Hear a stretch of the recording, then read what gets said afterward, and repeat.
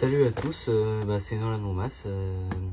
Je vais présenter aujourd'hui une tronçonneuse de chez Castorama, donc une McAllister. Donc on va l'ouvrir ensemble et on va voir ce qu'il y a à l'intérieur.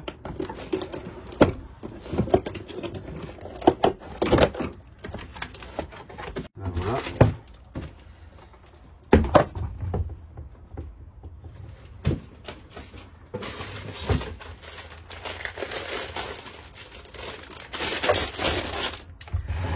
Donc nous avons la fameuse tronçonneuse que nous avons ici. Voilà, elle m'a l'air de bonne qualité, bonne maintien au niveau de la poignée. Là, c'est pas mal. Alors nous avons ici le petit cache pour le filtre. Donc on dévisse ici là exactement.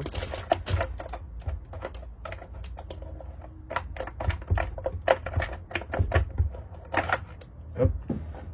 Et là, vous voyez, on a le filtre qu'on peut démonter pour avoir accès directement au niveau du carburateur, l'admission.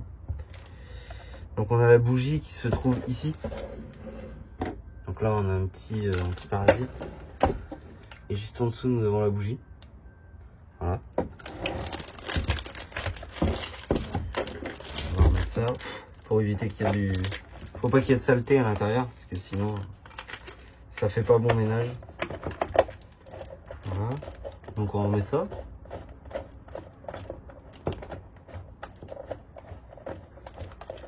Tac. Alors qu'est-ce qu'on a?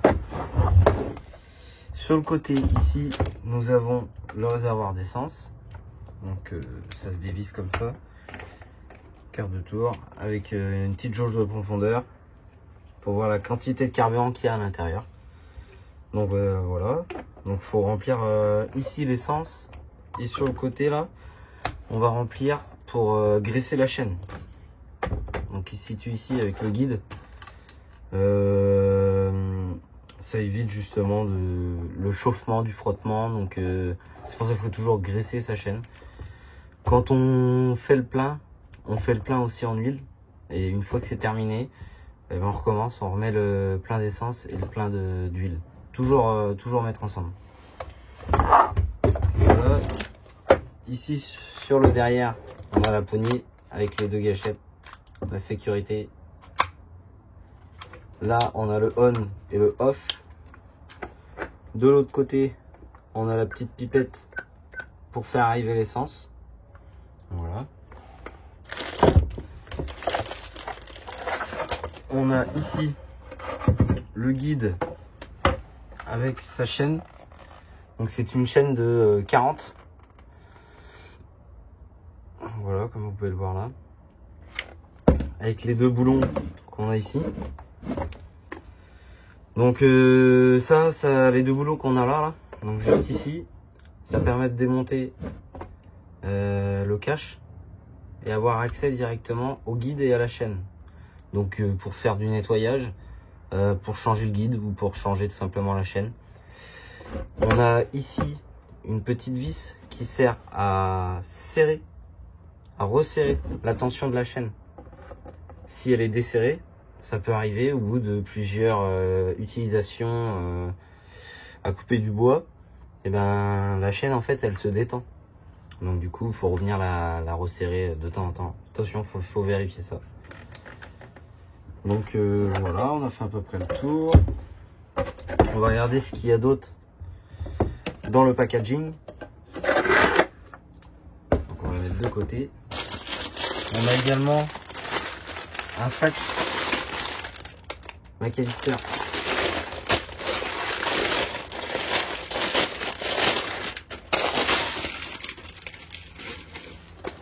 Voilà, ici, comme vous voyez,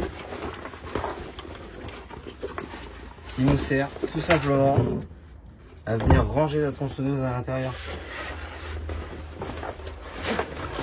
Comme ceci. Tac, tac. Et tac. Ensuite, on vient fermer. On prend par les poignets et on se trimballe comme ça. Franchement, ça a l'air d'être vachement bien ça. J'ai jamais eu l'occasion d'en avoir et ça a l'air d'être vachement pratique. En plus, il y a encore pas mal de place à l'intérieur. On peut mettre nos bidons d'essence ou d'huile à l'intérieur, je pense. Ouais, largement, je pense. Une autre chaîne, si jamais la vôtre elle est usée ou elle se casse, hein, tout simplement. On peut mettre une autre chaîne à l'intérieur et des petits rangements. Ouais, non, c'est pas mal. Voilà. Donc, pour le bidon, comment ça fonctionne? Alors, on a des graduations. Ici, là, là et là. Et en gros, on vient mettre notre quantité d'huile ici avec la quantité de pourcentage qu'on veut mettre dans notre essence, donc dans 95. Et on mélange et on met directement dans la tronçonneuse. Donc c'est pas mal, ça peut être pratique justement. On peut venir le mettre dans le sac comme je vous ai dit. Voilà, vous voyez, hop, ça passe nickel. Ensuite, nous avons un manuel d'utilisation qui a l'air d'être vachement bien fourni. Il a l'air d'être complet. Bon, je vous avoue que je ne l'ai pas lu. Il y a plusieurs langues, anglais, français, polonais, russe, espagnol. Il a l'air d'être vachement bien renseigné. Il a l'air d'être complet, donc à lire attentivement. Qu'est-ce que nous avons d'autre? Une petite lime. Alors moi j'appelle ça, chez moi j'appelle ça une queue de rat. Parce que c'est rond et c'est petit, ça ressemble à une queue de rat. Et en fait ça nous permet de venir sur la tronçonneuse. Ah, je vais vous montrer tout simplement, je vais la ressortir. Voilà. Donc nous avons la tronçonneuse là, la queue de rat. Et en fait on va venir sur les dents. À l'intérieur des dents, venir limer. Comme ça, pour essayer de ravoir son couteau propre. Enfin, surtout pas abîmé, quoi. De le refaire revenir naturellement. Donc on a ça, la queue de rat, le petit tournevis plat, un petit tournevis plat, pour venir justement sur la vis de réglage pour resserrer ou desserrer sa chaîne. On a exactement la même chose sur la clé. Resserrer, dévisser sa chaîne. Et de ce côté-là, on a de chaque côté un plus grand, un plus petit pour venir desserrer les boulons qu'on a ici. Donc là, on insère, hop, on dessert. Je vais vous montrer. Tac. Donc comme je vous disais tout à l'heure, les deux boulons qu'on a retirés, ils viennent se situer ici. Voilà. Là, on a la poulie qui entraîne la chaîne tout autour de la tronçonneuse, donc qui permet de faire la rotation. Le guide qui est là. Et en fait, justement, la vis de réglage qui se situe là, qui est mon index, elle permet de tendre la chaîne, de venir pousser le guide. Et comme ça permet de tendre la chaîne en fait. Et en fait, le frein de la tronçonneuse, il permet de resserrer la poulie. En fait, c'est comme un frein à tambour. Ça va venir se refermer sur la poulie et ça va freiner le système en fait. Donc là, sur une tronçonneuse, ça va tout simplement l'arrêter. Voilà. On va remettre ça. Tac, voilà. On met les deux écrous.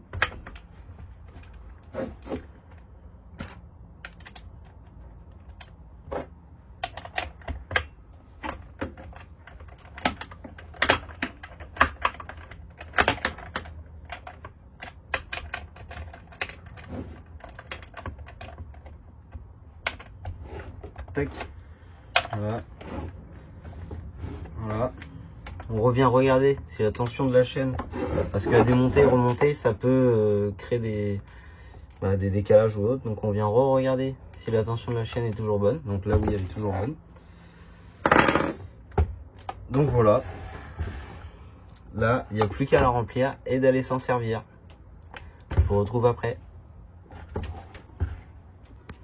Donc comment on procède pour le remplissage?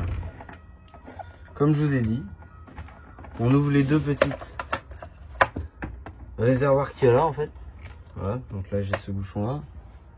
Je vais venir avec mon huile de chêne. Tac. L'huile de chêne pour tronçonneuse. Hop. Voilà. On vient tirer dessus, le dévisser, tout simplement. Enlever l'autre languette qui est à l'intérieur. Voilà. Et on va venir tout simplement verser à l'intérieur.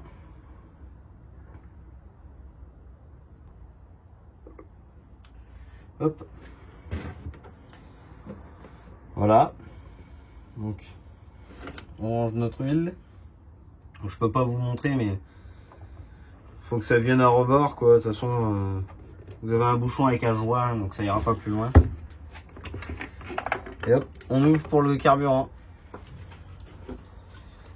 Donc le carburant, ça va être plus sport, hein. Je risque plus d'en mettre à côté.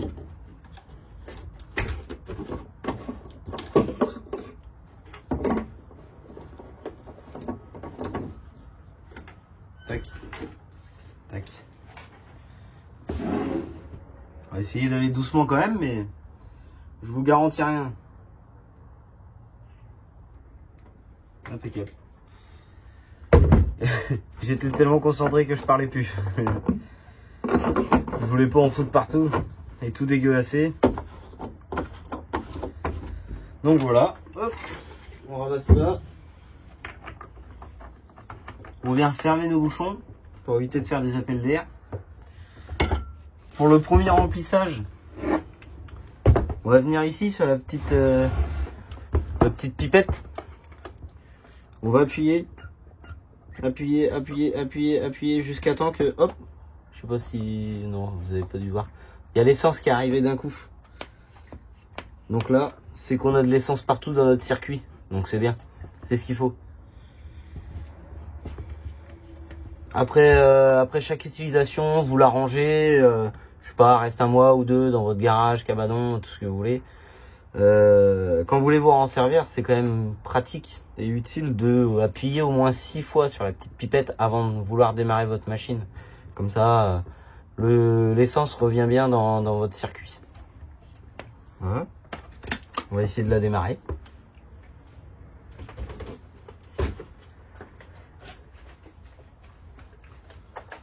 Donc là, j'ai mis le starter ici, donc je l'ai tiré vers moi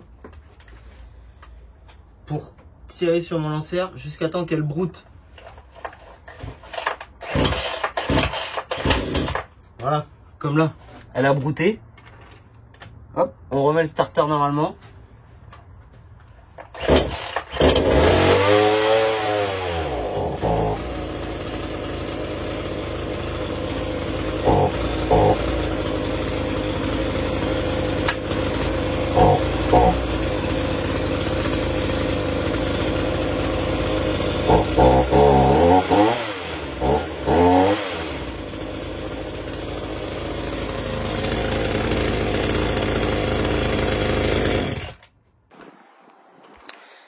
Et moi je vous dis à bientôt et à la prochaine.